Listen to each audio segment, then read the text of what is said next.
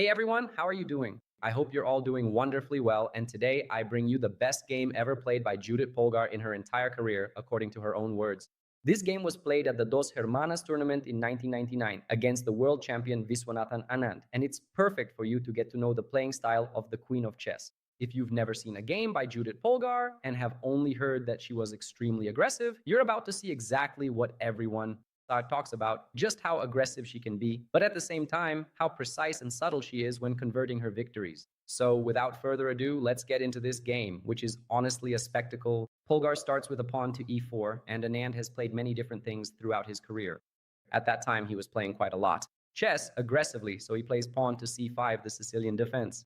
Knight to f3 comes next, pawn to d6, which is the modern variation of the Sicilian, just controlling the e5 square to be able to bring the knight out later. And pawn to d4, exchanging the central pawn to be able to establish a strong knight in the center of the board. Then comes knight to f6, threatening the e-pawn. Knight to c3, and Anand plays the most popular line by far. Pawn to a6 and the Sicilian Najdorf controlling the c5 square, since there are several white pieces that can occupy that square. So it's an ultra flexible move.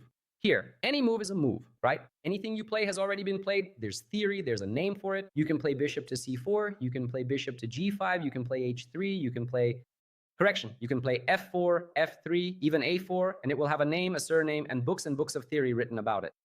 Polgar goes for the sharpest line, it's the most aggressive one there is, bishop to e3, which is known as the English attack. And normally, black here will challenge the knight by playing the pawn to e5, but Anand was really in a phase of playing ultra, super aggressive chess, so he goes for one of the sharpest lines we have. He plays pawn to e6, which is the Scheveningen variation of the English attack in the Najdorf. There are three names for this line, but the idea of the pawn on e6 is basically to invite Polgar to play what we call the attack. Keres, right? Which is the idea that the pawn on e6 builds a small center controlling everything here, but it also means that the bishop no longer targets the g4 square. So it allows white if they want to play pawn to g4, and that's exactly what Judit Polgar does. This line will become known as the Keres attack because of Polgar and Keres. And what white is basically inviting black to do is to play pawn to e5, which seems to win material, and in fact does win material, because pawn to e5 is a move that threatens the knight. The knight will have to move from here, and then you open up two attacks. One attack from the bishop and one attack from the knight on the pawn at g4. So after pawn to e5, the only move that doesn't immediately lose material is the knight move to f5. But this move, even though it doesn't lose material immediately, still loses material anyway, because black will play. Pawn to g6, attacking the knight. If the knight moves, the g-pawn ends up falling. So the idea behind getting into these attacks, which are extremely popular among the most aggressive players out there, the players who have played this the most in their careers are Judith Polgar herself, Shirov, and, for example, Peter Lecko. These are the players who have taken the most advantage of this kind of attack, is to let the knight fall. That's the idea. There's also the idea of playing bishop to g2, letting your opponent take the knight, and then you take advantage of the bishop's activity. And believe it or not, this position is actually equal because as white you have so much piece activity, such a big development advantage, that the position is balanced. And we have the other idea from Polgar, which isn't bishop to g2, but rather bishop to g5, also letting the knight fall. And it might seem like you're just trading knight for knight, but that's not the case, because pawn takes knight. If you take the black player's knight, you're actually in a good position. Or rather, you're not worse off, right? G takes f6, you capture the pawn on f4, forcing you to move the bishop away, and after, I don't know, bishop to d2, you end up losing the f6 pawn here, either with the queen on f6 or with the knight. On d7, knight takes f6, which ends up being discovered as an even more precise idea. Actually, taking the knight here would be a terrible choice. So after g5 and pawn takes knight, we see the real idea of the attack that Judit Polgar is about to launch. The idea is simply to capture the pawn on f5. And to argue that these two pawns here, the fact that black will have to move the knight, all of this gives white something to work with, allowing the white player to attack, to have the initiative. White is down a whole piece. However, the white player has a lot of piece activity for that missing piece. Here, Anand plays pawn to d5, letting the knight fall. If you want to capture on f6, obviously the idea is d4, recovering the material here. Anand would still have an extra piece in this scenario. However, of course, when Anand plays d5, Polgar is not going to capture that knight. Judit Polgar is going to play the most aggressive line. She plays queen to f3, which is actually a very smart move because she's waiting to respond. Pawn to d4, which is the real idea behind black playing d5, with queenside castling. This way, the rook is pinning the pawn, which can no longer capture another piece, the queen. So in practice, Polgar is currently down a piece, but she has a huge development advantage. Black in practice has made a ton of moves. Pawn here in this opening, Black has practically developed nothing, but of course the Black player is going to capture more material. It's never worth it for Black. Moving this knight out of here is way too slow. White is absolutely going to massacre this king. In the center then, Black plays knight to d7, actually dealing with the pin and winning a piece here. Many lines can be played, right? The bishop to c4 later became an idea, Polgar's own idea. She experimented with bishop takes d4, sacrificing the bishop here for the pawns to open up the black king, and had quite a bit of success with this in her career. But in this game, Judit Polgar is going to give up the piece with b2, pawn takes knight, bishop takes, and interestingly, if we evaluate the material in this position, Polgar is down 2 pieces. A knight she lost on f5 and another knight she lost on c3. So both knights were given to her opponent, but in exchange for those 2 knights, Polgar has a castled king, pressure on the d-file since the knight here is pinned, pressure on the e-pawn, pressure on the knight on f6, and basically White's position is a dream scenario for launching an attack. Here, it's very important, right? That the black player gets their king to safety somehow. So, the move that's most played nowadays, the move that was actually theoretical at the time, is queen to c7, which is the best move in this position. Queen to c7 is a move that comes with 2 ideas. First, of course, it gets out of the pin from the rook. Actually, the move comes with 3 ideas, right? It gets out of the rook's pin, starts the development of the queen side. So there's a distant dream that maybe at some point the king will castle queenside, since castling short probably won't provide as much king safety. And the most important idea of all is that it prevents bishop to c4, and the bishop will become very strong if it can be developed to the c4 square. With the damage on c7, you'll have to play bishop to d3, which is a much weaker diagonal for the bishop. And of course, it also protects the e-pawn, which is a rather important pawn since it's the last line of defense for this king in the center for now. In the game, Anand felt that he needed king safety, so he needed to castle soon, and he plays bishop to g7. And this is the theoretical novelty, right? Which puts this game into a completely new game, right? Everything had already been played before, but at this moment, we are in a completely new game. The right moment to capture that knight is always something you need to consider, and Judit Polgar decides not to take the knight for now. The knight is also more or less trapped. You do not want to move the knight back to g8, and it does not really have any other squares besides g8, so the knight will stay here. Black, you have 2 extra pieces. They are going to give 1 piece back in order to develop, to get the king out of the center of the board. So Judit Polgar plays rook to g1, anticipating that Anand would castle. And in this position, the computer suggests playing knight to g8, but that's not a very human move to make. Anand was completely willing to give back the knight. He would still have 1 extra piece, since Polgar had sacrificed 2 pieces, and he could bring his king to safety. Therefore, Anand ends up making the first mistake of the game. In fact, he castles, and now Polgar's position is much better. You might think, my god, he castled right into the rook here. It looks like a completely suicidal move. For you, playing this move really is, but there is a logic to it, because what Anand is obviously trying to do is, at some point, move the king to h8, maybe bring the rook to g8, and of course, if black gets some time to consolidate, to develop the queen side, which is currently underdeveloped, white's attack simply won't work due to a lack of material. The thing is, Judit Polgar is not the kind of player who will give you that time to consolidate all your moves. From here on out, moves will come in some way, causing discomfort with some threat. Polgar now decides that it's time to capture the knight, plays g takes f6. There is no option other than capturing with the queen, entering into a rather uncomfortable pin, because if knight takes, obviously she will lose the queen, and bishop takes is not possible because of the pin, so she has to play queen takes f6. And here, Polgar says she was rather pleased with her position. She knew she should be better, even being down a piece for a pawn. But she can't take her foot off the gas, right? Here, white needs to pause a bit to find new aggressive ideas, a way to, one way or another, keep advancing this attack. And Polgar says that she was really very unsure between 2 moves, whether to play queen to g3 or queen to e3. Both moves are very good. The idea behind these moves, right, is to free up the movement of the f-pawn so you can play pawn to f4. And after some deliberation, Polgar actually decides on the better of the 2 options. She decides to play the queen to e3. And the idea behind putting the queen on e3, of course, is to take advantage of the pin on the f-pawn to play pawn to f4. Anand, of course, plays king to h8, needing to get out of the rook's pin. And obviously, Anand has a super aggressive idea, which is to play bishop to h6. Right? Bishop to h6 is the kind of move that would ruin Polgar's position, because it either wins the queen or a lot of material in the process. And this is the moment when perhaps a weaker player would play king to d1. You see? Maybe this is the moment when you play a move like that, which seems like a very good move, but it's just too slow. Because in this position, you need to play actively. You've sacrificed a piece. If the player with the black pieces has time to, as we mentioned earlier, right? Consolidate the position. If the player with the black pieces has time to finish developing, bring all their pieces to the defense, the attack will come to nothing. You're attacking with one piece less than your opponent is using to defend. So white maintains the initiative by playing the pawn to f4, and bishop to h6 is a move that fails tactically. It's a tactical problem for black because if bishop to h6, which seems completely logical, you would get rook takes knight to weaken the defense of the e5 pawn. Bishop takes, and bishop takes on e5, simply winning the black player's queen. On check, the position would be completely lost. Therefore, bishop to h6 is not an option.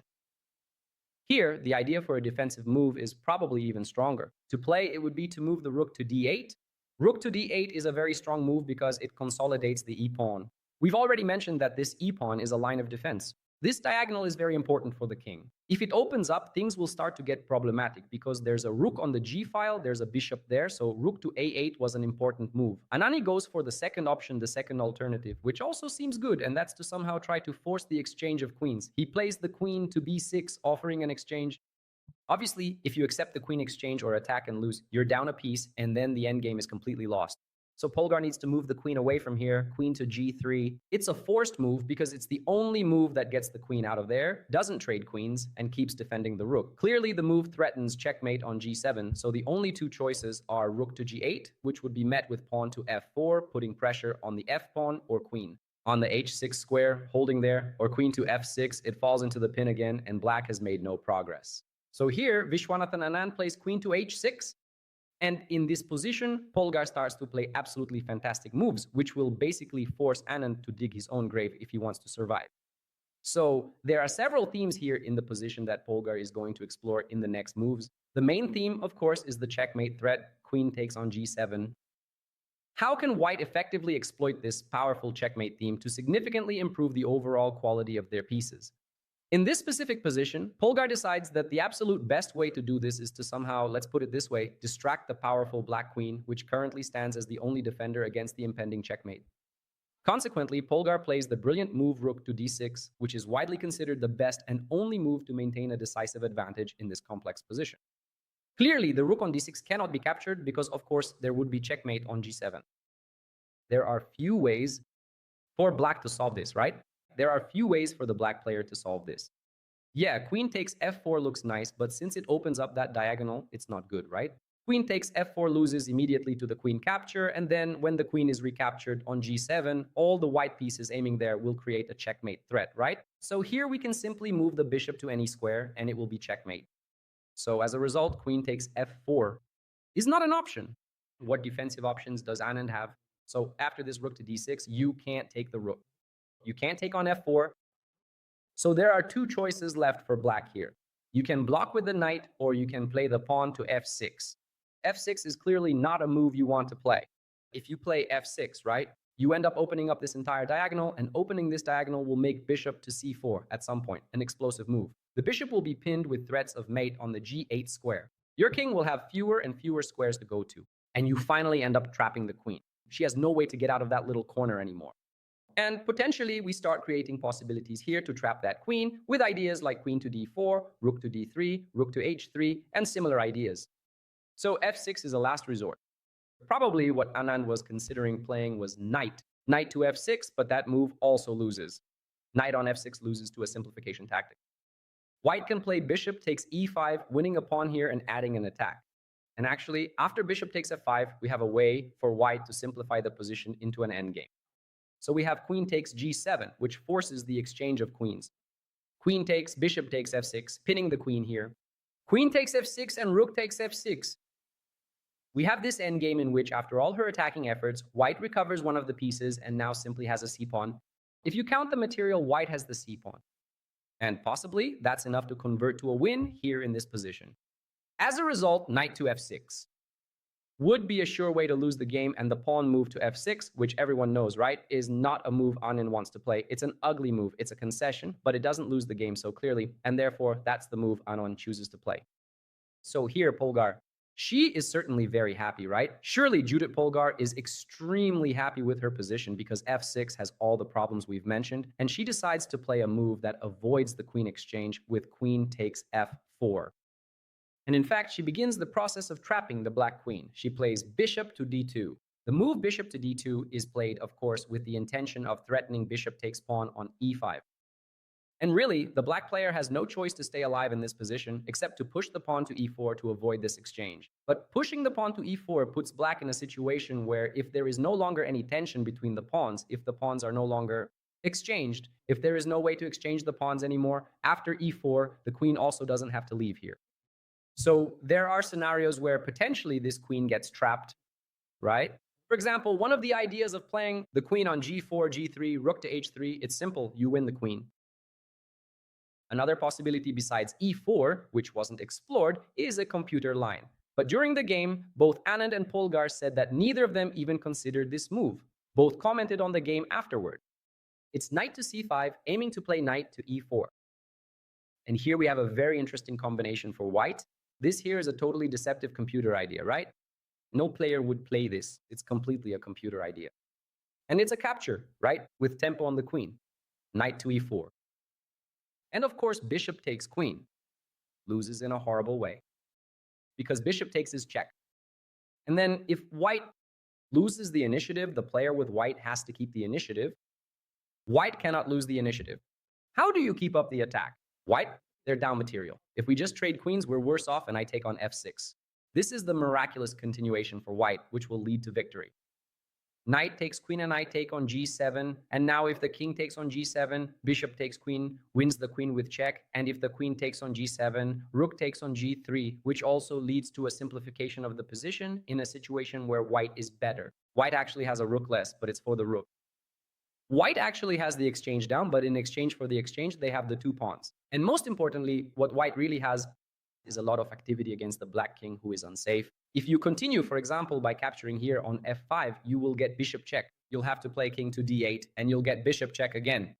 And here you'll have to give up a lot of material just to stay alive, considering that the king is completely exposed. For example, rook takes on f7, bishop takes on f7, king takes on f7, rook f6 check, wins the bishop, and black can very well resign. As a result, it doesn't exist. Knight to c5 here. But it's a completely engine line, but it's worth mentioning. There's e4, which we mentioned would be the only human possibility. And Judit Polgar is not in any hurry. Instead of playing ideas to trap the queen, she plays in a way that is often used by strong players, like Paul Morphy, for example. The idea is to help your pieces so that they can help you.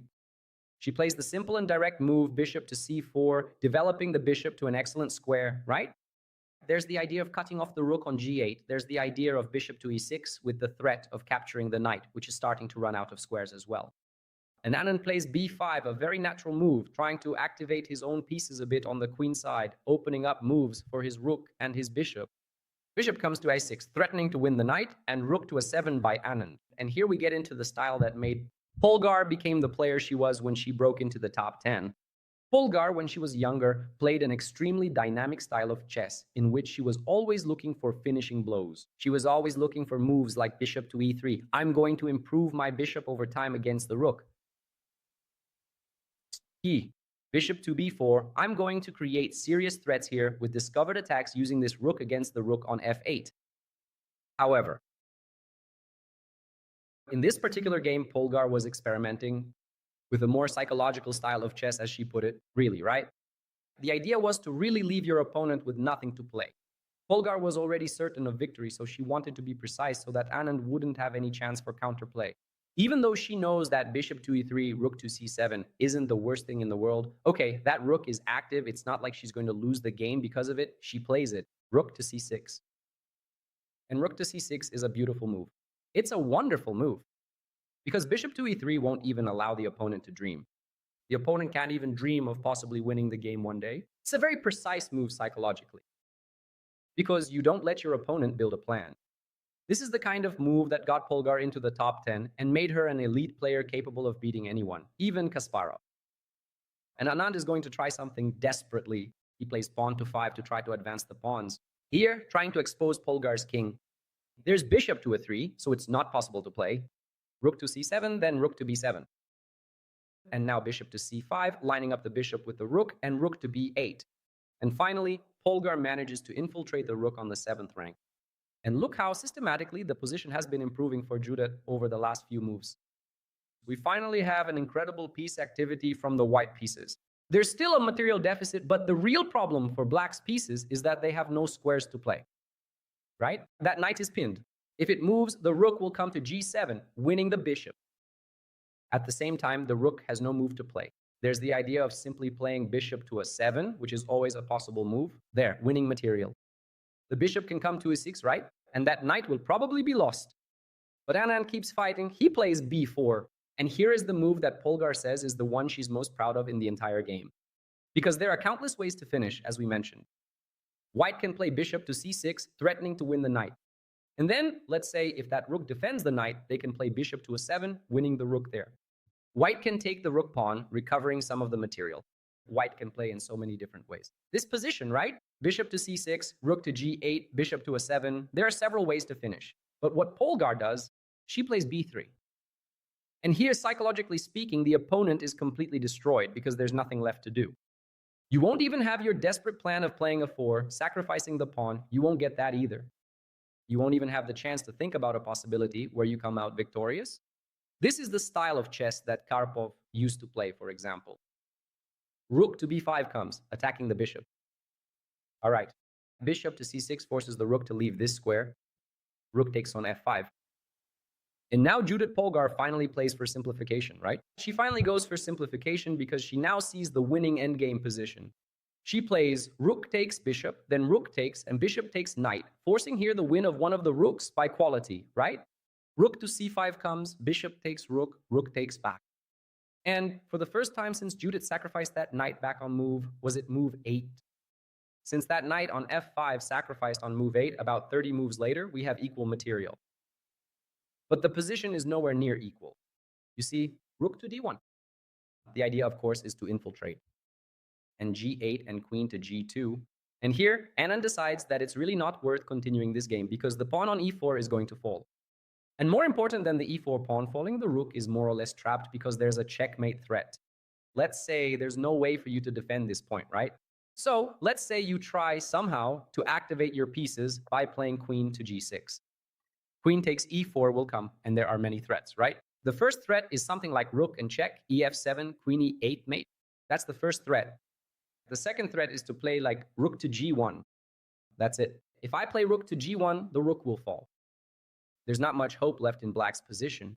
After queen to g2, Anand decided that the best thing he could do was to resign the game, right? So he does. And Polgar wins thus the best game of her career. That's it, folks. I hope you enjoyed it. If you did, leave a like on the video, subscribe to the channel. Take care and see you next time.